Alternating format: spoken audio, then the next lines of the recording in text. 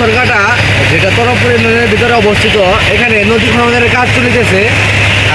দেখতে পাচ্ছেন পেছনে কি ইটভাটা বরাদ্দ হচ্ছে, পাশাপাশি সরকারিভাবে খনন প্রকল্পের যে ইটা ছিল সেটা শুরু হয়েছে। বিভিন্ন বসত ভিটা পাশাপাশি বিভিন্ন স্থান নদী খনন করে ভরাট করা হচ্ছে।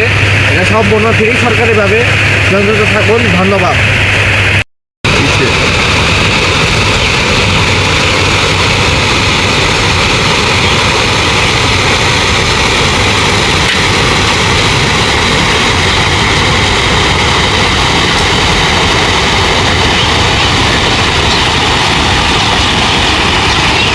ইটের ব্যাটারি